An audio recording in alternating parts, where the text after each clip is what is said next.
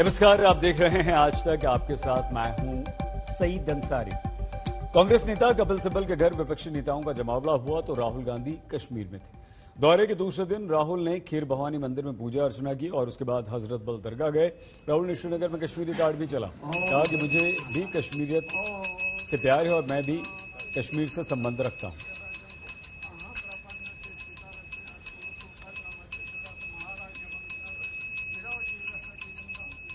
दो तस्वीरें हम आपको दिखा रहे हैं। खीर भवानी मंदिर में राहुल गांधी गए, वहां पर पूजा अर्चना की। काफी देर तक राहुल गांधी खीर भवानी मंदिर में रहे और उसके बाद वो हजरत बल दरगाह भी गए, जहां राहुल गांधी ने अकीदत के फूल पेश किए। राहुल गांधी 2 दिन के अपने कश्मीर दौरे पर हैं। इस दौरान राहुल गांधी ने यह भी कहा कि कश्मीर से उनका पुराना संबंध है, उनका परिवार भी कश्मीर में रहा है।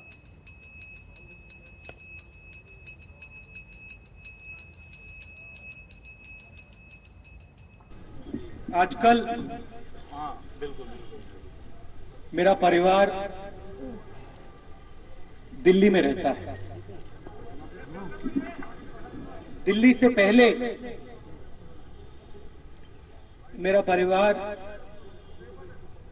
इलाहाबाद में रहता था और इलाहाबाद से पहले मेरा परिवार यहां रहता है।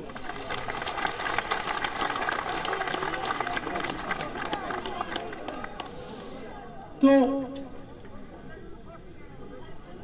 मैं ये कह सकता हूं, ज्यादा समय में यहां नहीं आया हूं, मगर मैं ये कह सकता हूं कि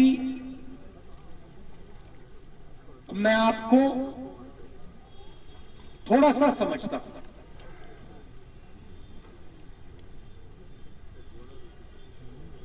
और पहले मेरे परिवार के लोगों ने भी झेलम का पानी पिया होगा। आपके जो कस्टम्स हैं, आपकी जो सोच है, जिसको हम कश्मीरियत कहते हैं, वो थोड़ी सी मेरे अंदर भी है।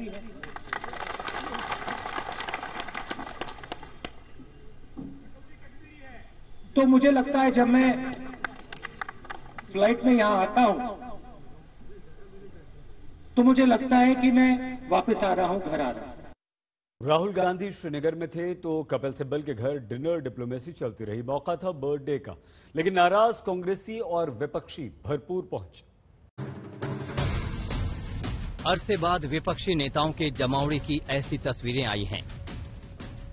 Lalu Yadav, Sharad Pawar, Akhilesh Yadav, Derek O'Brien, Bhupendra Hooda, Shashi Tharoor, Sitaram Yechury, Sanjay Raut, Ghulam Nabi Azad, Anand Sharma, Manish Tiwari, Sandeep Dikshit, BJD से पिनाकी मिश्रा, आम आदमी पार्टी से संजय सिंह, विपक्ष के दिग्गज पहुंचे थे कल कांग्रेस के वरिष्ठ नेता कपिल सिब्बल की सालगिरह की दावत में। सूत्रों के मुताबिक दावत में सियासी तड़का लगाते हुए कपिल सिब्बल ने कहा कि बीजेपी के खिलाफ एक मजबूत मोर्चे की जरूरत है। शरद पवार ने कहा कि सिब्बल जो मुद्दे उठाते हैं, पार्टी के भीतर हो या बाहर, उनसे वो सहमत हैं और वो सही मुद्दे हैं। इस पर कपिल सिब्बल ने कहा कि वो पार्टी के वफादार सिपाही हैं। पार्टी के भीतर जो होता है वो पार्टी का विषय है, मगर पार्टी के बाहर विपक्ष को एकजुट रहने की जरूरत है। सूत्रों के मुताबिक लालू यादव ने भी इस पर हामी भरी कि विपक्ष को एकजुट रहने की जरूरत है। इस दावत में वाईएसआर कांग्रेस, टीआरएस और आरएलडी के नेता भी शामिल थे। सियासी गलियारे में दावत चर्चा का विषय बना हुआ है। उसकी बड़ी वजह यह है कि दावत दिल्ली में हुई और राहुल गांधी श्रीनगर में हैं और प्रियंका विदेश में। दावत में गांधी परिवार का तो कोई नहीं था, मगर विपक्षी नेताओं की फहरिस्त लंबी थी। कपिल सिब्बल G23 के सदस्य हैं। ऐसे में बात निकली है तो दूर तलक जाएगी। मौसमी सिंह, दिल्ली, आज तक। कोरोना की तीसरी लहर के आने की आशंका अलग अलग रिपोर्ट्स में जताई जा रही है। अब एक वैज्ञानिक ने यह अंदेशा जताया कि भारत में तीसरी लहर जुलाई में ही आ चुकी है। इसके लिए जिस वैज्ञानिक फॉर्मूले का इस्तेमाल किया गया, उसमें कोरोना से हो रही मौतों को आधार बनाया गया।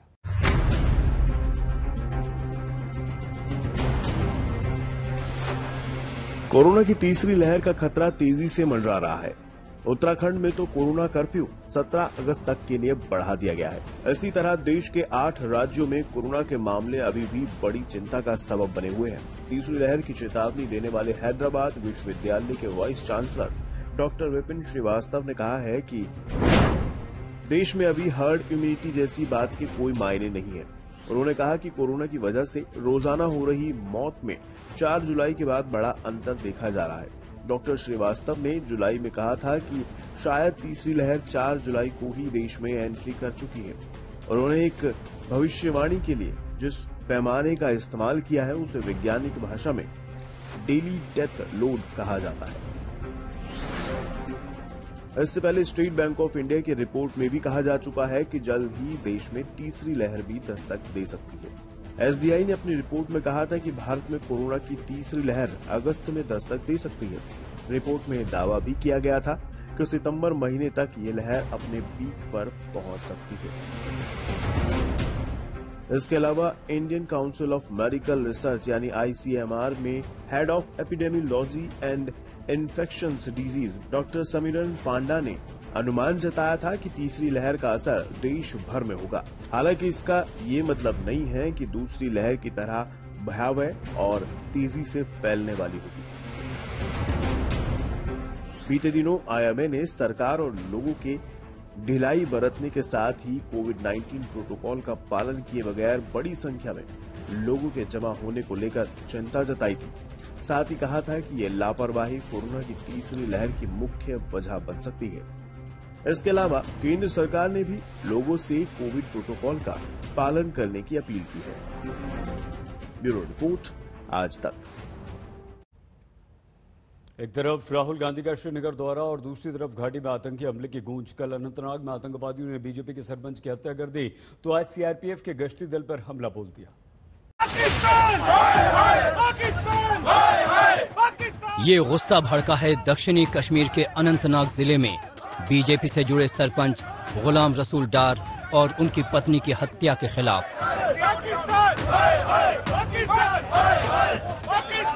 बीजेपी के सरपंच की हत्या के विरोध में जम्मू में भारतीय जनता युवा मोर्चा के कार्यकर्ता सड़कों पर उतर आए, पाकिस्तान के खिलाफ जमकर नारेबाजी की।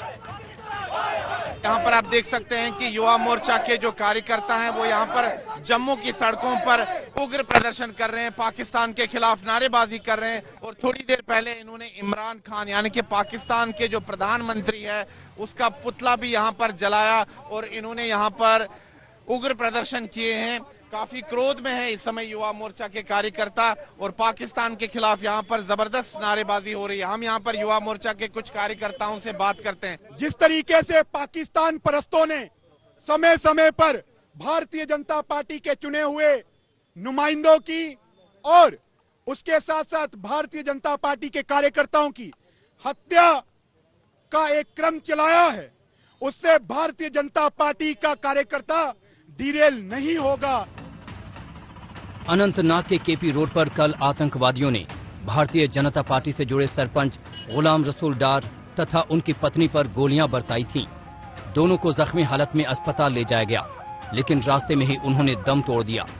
गुलाम रसूल डार सरपंच के साथ बीजेपी किसान मोर्चा की कुलगाम जिला इकाई के अध्यक्ष भी थे।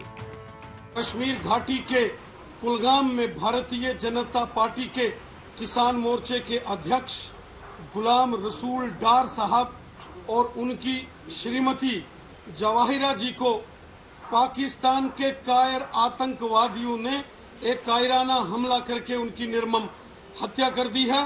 जो 370 के बाद जो पॉजिटिव चेंजेस आई है, इसका सारा क्रेडिट भारतीय जनता पार्टी को जाता है। इसलिए कल जब गवर्नर साहब भी वहां गए और आज जब 15 अगस्त आने वाला और 5 अगस्त को जो ऐतिहासिक जो यहाँ तिरंगा रैलियां हुई थी, उसके जवाब में आज दहशतगर्दों ने मियां बीवी डार साहब और उनकी वाइफ को, जो दोनों भारतीय जनता पार्टी के साथ कनेक्टेड थे, उनको मार डाला। जम्मू कश्मीर से अनुच्छेद 370 हटने के बाद जैसे जैसे घाटी में अमन की बहाली हो रही है, बौखलाहट में आतंकी अपनी मौजूदगी दर्ज कराने के लिए ऐसे हमले को भी अंजाम दे रहे हैं।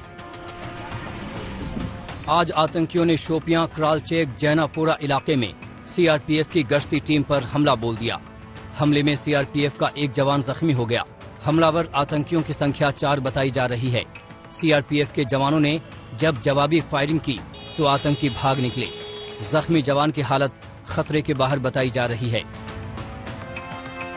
साफ नजर आ रहा है कि आतंकी बौखला उठे हैं। एक तरफ घुसपैठ बंद है तो दूसरी तरफ सुरक्षा बलों की सख्ती से बड़ी बड़ी आतंकी साजिशें नाकाम हो रही हैं। ऐसे में आतंकी छिटफुट हमलों से अपनी मौजूदगी दर्ज कराने की कोशिश कर रहे हैं। अशरफ वानी, श्रीनगर, आज तक। ओलंपिक के चैंपियंस का देश में स्वागत जारी है, वहीं उनके घरों पर भी उनका इंतजार बेसब्री से हो रहा है। कल सरकार की तरफ से जहां पदक विजेताओं और दूसरे खिलाड़ियों का जबरदस्त स्वागत और सम्मान किया गया, वहीं आज एथलेटिक्स फेडरेशन ऑफ इंडिया ने गोल्डन बॉय नीरज चोपड़ा का स्वागत और सम्मान किया।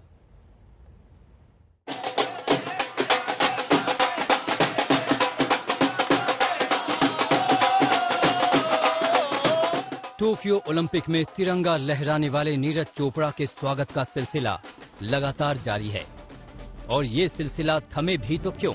आखिरकार नीरज चोपड़ा ने वो कर दिखाया है जो किसी भी हिंदुस्तानी ने नहीं किया था। खेल मंत्री अनुराग ठाकुर और पूर्व खेल मंत्री किरण रिजिजू की मौजूदगी में नीरज चोपड़ा समेत ओलंपिक के तमाम पदक वीरों का कल स्वागत हुआ था और आज एथलेटिक्स फेडरेशन ऑफ इंडिया ने जैवलिन थ्रो में गोल्ड मेडल जीतने वाले नीरज चोपड़ा के अलावा दूसरे एथलीट्स का स्वागत किया। इस मौके पर नीरज चोपड़ा का पूरा परिवार मौजूद था। उनकी मां, उनके पिता और उनके चाचा सब नीरज की जीत के जश्न में शरीक थे। आज तक से खास बातचीत में नीरज चोपड़ा ने एक बार फिर पूरे देश को भव्य स्वागत के लिए धन्यवाद दिया। नीरज, ये फीलिंग संकीन हुई है कि गोल्ड मेडल एथलेटिक्स में है और कल जो जमावड़ा था, बिल्कुल एयरपोर्ट पे भीड़ मिली, वो चीजें संकीन हुई है? बिल्कुल, वहाँ पे इतना महसूस नहीं हो पाया था, लेकिन जब मैं अपने देश आया और इतने लोगों को देखा, इतने लोगों का प्यार मिला, तो कहीं ना कहीं लगा कि हाँ यार, सच में कुछ करके आया हूँ। तो उसके बाद असली में ऐसा फील हुआ कि हाँ, अब जो मेडल जीता है वो हाँ रियल है और बहुत ही मजा आया ये सब देख के। जिस दिन मेडल जीता था उस दिन रात को नींद आई थी ठीक से? देखो, थकावट तो होती है, नींद तो आ रही थी, लेकिन कहीं ना कहीं एक जो बहुत ही ज्यादा खुशी भी थी और फिर आप सभी से मैं कोशिश कर रहा कि सभी से बात करूं, तो वो उसके लिए भी थोड़ा सा मैं लेट सोया, पर बहुत अच्छा वो दिन था। क्वालिफिकेशन में पहले अटेम्प्ट में आपने क्वालिफाई कर लिया था फाइनल में, उसके बाद क्या एक्सपेक्टेशंस लोगों की बढ़ गई थी, तो वो प्रेशर था कहीं ना कहीं? एक्सपेक्टेशन तो पहले से ही थी, लेकिन हाँ उसके बाद और ज्यादा बढ़ गई थी और मैंने कोशिश किया कि मैं इस बारे में कहीं ना पढ़ूं और ना ही मैंने अपना फोन वगैरह कुछ देखा। मेरा पूरा फोकस अपना फाइनल पे था। एथलेटिक्स फेडरेशन ऑफ इंडिया के इस कार्यक्रम में अंजू बॉबी जॉर्ज की खास मौजूदगी थी। वहीं इस दौरान नीरज ने कहा कि उनका सपना अब अंजू के रिकॉर्ड को तोड़ना है। दरअसल Anju Bobby George world athletics final में गोल्ड मेडल जीतने वाली एकमात्र भारतीय एथलीट हैं। वहीं एथेंस ओलंपिक में वो पदक से चूक गई थीं। आज तक से खास बातचीत में नीरज की ऐतिहासिक कामयाबी पर अंजू ने कहा कि उसने सारे अरमान पूरे कर दिए। See, this is the ultimate. This is the ultimate. Olympic champion, Olympic gold is ultimate. So we don't need anything more. We can't ask anything more from him. So he is very young, only 23 years, and still time is with him. So next Asian Games, Commonwealth Games, World Championships, I think he'll bring more medals from all these events. Neeraj जहां खुद भी और पदक ला सकते हैं, तो वहीं अपने जैसे सैकड़ों नीरज को तैयार कर सकते हैं जो ओलंपिक में आगे तिरंगा लहराएंगे। नीरज के गांव की बात करें तो यहां के बच्चों के मन में नीरज जैसा बनने की हसरत पल रही है।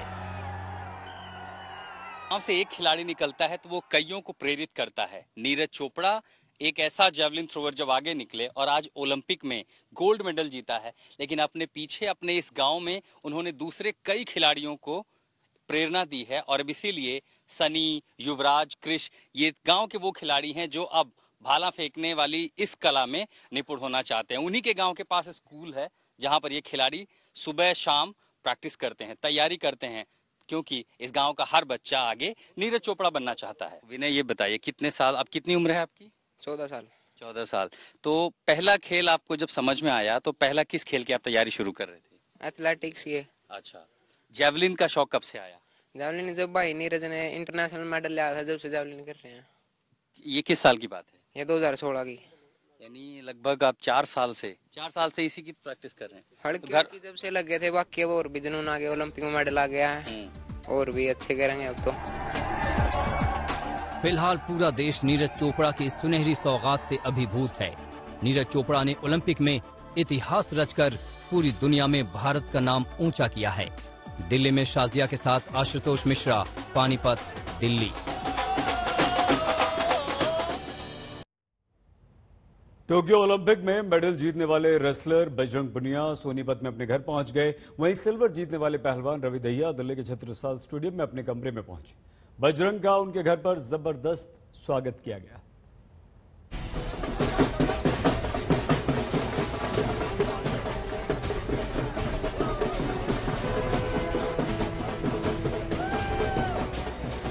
बजरंग पुनिया देश का वो लाल जिसने टोक्यो ओलंपिक में कमाल कर दिखाया। दिल्ली से बजरंग जब हरियाणा के सोनीपत में अपने घर पहुंचे तो माहौल कुछ ऐसा था।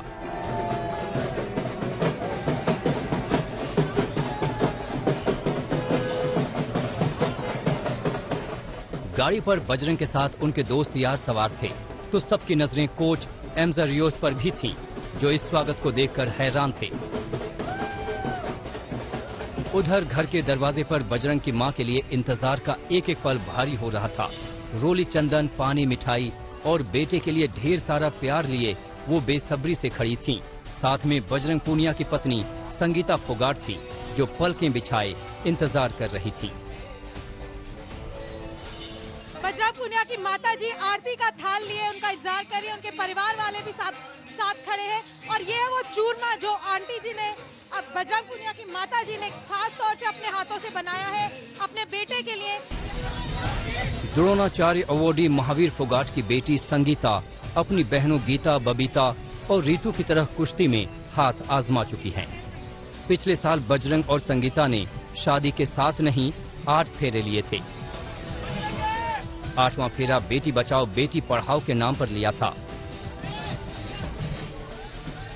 ऐसे में बजरंग ने घर आते ही जहां अपनी मां को ब्रॉन्ज मेडल पहनाया तो वहीं संगीता को भी गले से लगा लिया। मां ने बजरंग का मुंह मीठा कराया तो बजरंग ने मां के साथ साथ संगीता के साथ भी जीत की मिठास को साझा किया। मां ने कुश्ती के सुरमा बेटे के लिए चूरमा भी बना रखा था तो सबने उसका स्वाद भी चखा।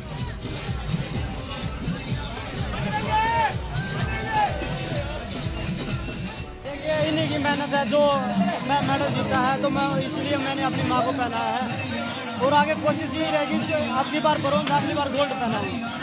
आपको चोट भी लगी थी, अभी खेल के दौरान चोट भी लगी थी, थोड़ी इंजरी भी हुई थी, अभी क्या हाल है आपकी? अभी मैं डॉक्टर से बात करूंगा, डॉक्टर के बाद।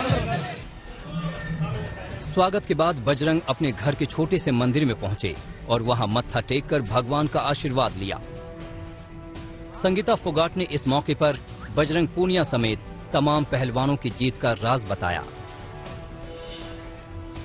इतना टफ गेम है क्योंकि आप मतलब किसी चीज में कोई कमी नहीं छोड़े, स्ट्रेंथ में, टेक्निक में, माइंड में स्ट्रांग होना होता है। और एक स्ट्रगल ये भी होता है कि हम फैमिली से दूर रहते हैं और मतलब फैमिली को बहुत कम ही टाइम दे पाते हैं और बिल्कुल फोकस से ट्रेनिंग करते हैं, तो बहुत मतलब ट्रेनिंग तो हो जाती है मतलब, लेकिन एक फैमिली से दूर रहने का जो हम स्ट्रगल करते हैं एथलीट, वो काफी स्ट्रॉन्ग बनाता है और उस लेवल तक ले जाता है। बजरंग के इस भव्य स्वागत से उनके कोच हैरान थे और थोड़े परेशान भी, क्योंकि 2 महीने बाद बजरंग को वर्ल्ड चैंपियनशिप में उतरना है। And I have one question. Please, after 2 weeks, must finish this ceremony. Otherwise, Bajrang, you must for performance, no chance again. Understand? When you rest now 1 month and every day traveling, and after 2 months is World Championship have. We must participate there also. Bajrang अपने घर पहुंच गए, लेकिन कुश्ती का silver medal जीतने वाले रवि दहिया अभी दिल्ली में ही रहेंगे। रवि छत्रसाल स्टेडियम में अपने 12x12 के कमरे में पहुंचे, जहां वो कुल मिलाकर 4 पहलवान रहते हैं। आपको स्थिति दिखाएंगे यहाँ पर। हालांकि जश्न का माहौल है, लोग बधाइयाँ दे रहे हैं, लेकिन ये कमरा है तकरीबन 12x12 का और इस कमरे में ये बिस्तर है, 2 तरीके के बिस्तर हैं। अभी तो रवि का ये जो हम आपको बिस्तर दिखा रहे हैं ये है जिसके ऊपर लगा हुआ है तिरंगा, लेकिन ये तकरीबन 12x12 के कमरे में रहते हैं 4 पहलवान। तो जिंदगी की इस मुश्किल के साथ साथ वो कुश्ती की मुश्किलों पर भी जीत दर्ज कर रहे हैं। जब आए थे तो छोटे से थे, तो जब से यहाँ प्रैक्टिस कर रहे हैं तो ये एक ही चीज थी, बस देश के लिए मेडल जीतना है, वो याद दिला रहा था और आज हमने वो करके दिखाया है। कितने छोटे थे जब आए यहाँ पे? मैं लगभग 11-12 साल का था तो जब यहाँ पे आ गया था। एक बात तो होगी ना, क्योंकि 10-11 साल में आने पे और घर आपका गांव है सोनीपत में, वहां से यहाँ आना और कुश्ती लेना और फिर मेडल जीतना, ये सफर कैसे, कितना रोचक रहा, कितना मुश्किलों भरा रहा? बिल्कुल जी, देखो एक खिलाड़ी है और उस खिलाड़ी के जीवन में तो देखो संघर्ष तो आता ही है। एक खिलाड़ी का एक आम आदमी भी होता है तो वो भी संघर्ष झेलता है। तो मतलब यही था कि छोटे से थे तो गांव में थोड़ी शुरुआत करी, मिट्टी में थोड़ा थोड़ा, मतलब कभी हमारे खेत थे तो वहाँ पे शुरुआत थी। तो हमारे गुरुजी से थे जो हंसराज जी जो, तो उनके पास कुछ दिन के लिए हम गए थे, तो उन्होंने फिर यहाँ पे ला के बोला कि भाई यहाँ पहलवानी करो, क्योंकि देखो यहाँ एक बहुत बड़ा सेंटर है और जो इतने मतलब बहुत अच्छे अच्छे पहलवान हैं तो यही से निकल रहे हैं। ओलंपिक में सिल्वर मेडल जीतकर रवि दहिया ने अपने बचपन का सपना पूरा कर लिया है। अब वो गोल्ड जीतकर इस सपने को सुनहरा बनाने की मुहिम में जुट जाएंगे। सोनीपत में सुशांत मेहरा और अनिशा माथुर के साथ कुमार कुणाल, दिल्ली आज तक। आज तक ने बजरंग पुनिया और उनकी पत्नी संगीता से बातचीत की। बजरंग ने कहा कि अगली बार वो देश के लिए गोल्ड जीतने की पूरी कोशिश करेंगे। मेहनत का फल मीठा होता है और अगर आप मेहनत करें तो आपको ये मेडल मिलता है, जिसके लिए दिन रात मेहनत करनी पड़ती है, परिवार वालों से दूर रहना पड़ता है और तब जाकर के ये मेडल मिलता है। हमारे साथ इस मेडल के जो सबसे ज़्यादा इस वक्त अगर कहा जाए तो खिताब जीतने वाले बजरंग पुनिया खुद हमारे साथ मौजूद हैं। बजरंग, ये मेडल देश के लिए एक बहुत बड़ी उपलब्धि रहती है। आप सब जिस तरीके से मेहनत करते हैं, सबसे पहले तो आप सबको तो बधाई, आपके पूरे परिवार को जिस तरीके से आपने ये मेडल जीता। किस तरीके से मेहनत और क्या आपको लगा कि देश के लिए कर रहे हैं? देखिए, बिल्कुल सब आपका बहुत बहुत धन्यवाद। और बिल्कुल एक मेडल जीतने के लिए ये मान लिया 18-20 साल की मेहनत लगी है मेरी, क्योंकि मैं 7-8 साल का था तब से लग रहा हूँ, अभी 27 साल का हूँ, तो 17-18 साल की मेहनत है जो ये मेडल जीता है। और ये बिल्कुल आप सभी ने इतना सपोर्ट जो मेरे पीछे काम किया है, जो पूरी टीम है, जो आप लोगों की दुआएं हैं, तो मैं सभी का धन्यवाद करता हूँ। ये मेडल के मेरे अकेले की मेहनत नहीं, मेहनत मेरी है, पर जो मेहनत जो पर्दे के पीछे जो लोग कर रहे हैं उनकी भी बहुत ज्यादा है, जो कभी आगे नहीं आते। सुशांत हमारे संवाददाता बजरंग से बात कर रहे हैं।